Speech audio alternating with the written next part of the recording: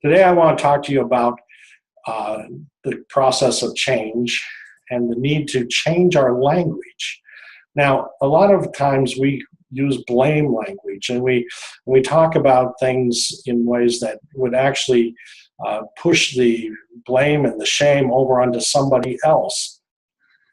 And honestly, that's kind of nonsense thinking, to think that anyone made you anything. Because really, the only person that I can change and the only thing that I can make a difference is right here in my skin. But the good news is that when we change things, we don't have to change it all at once, because every change changes everything. In the book of James, it says this: "Consider ships as well. Although they are so large and are driven by strong winds, they are steered by a very small rudder, wherever the pilot is inclined. In the same way, the tongue is a small part of the body, but it boasts great things. Consider a ship. Even a supertanker is steered by a rudder.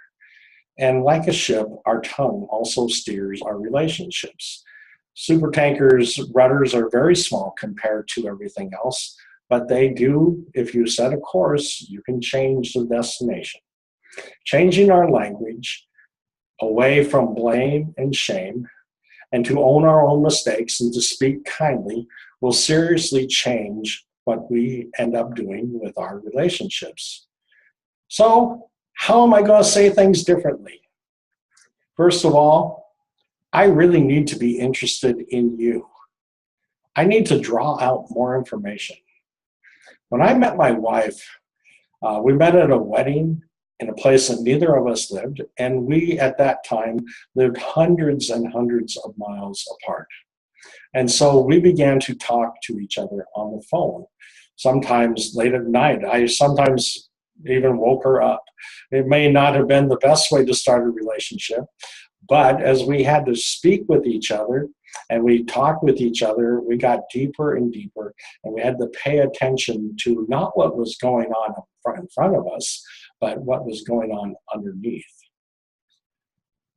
So if you want to change things, maybe you need to ask some questions. Ask some questions of your spouse. Have I heard you and got it right?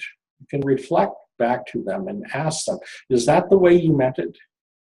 You can pay attention to your language. Maybe you are using blame language and you didn't even know it.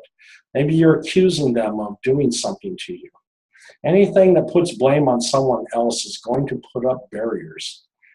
Words that imply it's your fault, or I feel that you did this to me, that will immediately make your spouse defensive. It stops good communication. It destroys intimacy. One of the things we like to say at MRC is, intimacy is into me, see. See, I see you, I see what you are, I see what motivates you. When we take charge of our words, we take charge of our feelings and the results of our feelings. My daughter, who's a very funny person in her own right, she comes up with some very humorous lines. And one that stuck with me was something about Smokey the Bear. She says, Smokey the Bear says, "Only you can prevent forest fires." Well, that seems like a lot of responsibility. I don't want that responsibility. Besides, it's really not true. Can I really stop forest fires? The fact that the West is burning again this year, is that really my fault? You can hear a little bit of the accusation in that statement, that only you can prevent forest fires. Of course, Smokey is saying what I'm saying. You have to take responsibility for your own stuff. If you light a fire and you make sure it's contained and totally out when you leave, you take responsibility. If you take responsibility for what you say, you take responsibility for your life and how you relate to somebody. Your own language, expressing your feelings, can be taken charge of merely by thinking through the words that we use. You know, we gain power over our circumstances when we define what we let into our lives and what keeps outside of our lives. We have personal power then. Life is not all about power, but you certainly don't want to surrender who you are and your power to something that's totally silly outside of you.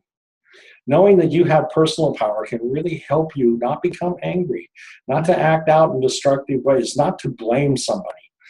If you want to make some significant changes, take control of that old tongue of yours. Ask God for help if you really struggle with that. And mostly, be aware on how you speak to your spouse and stop destroying the intimacy. Thanks for listening.